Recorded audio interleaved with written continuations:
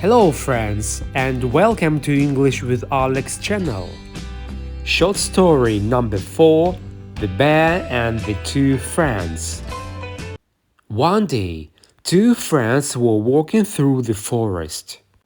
They knew the forest was a dangerous place and that anything could happen. So, they promised to remain close to each other in case of any danger.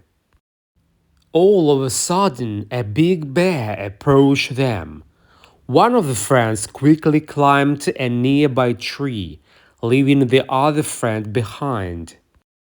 The other friend did not know how to climb and instead used common sense. He laid down on the ground and remained there, breathless, pretending to be dead. The bear approached the friend lying on the ground.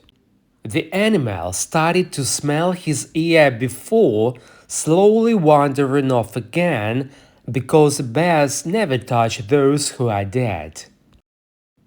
Soon the friend who hid in the tree came down.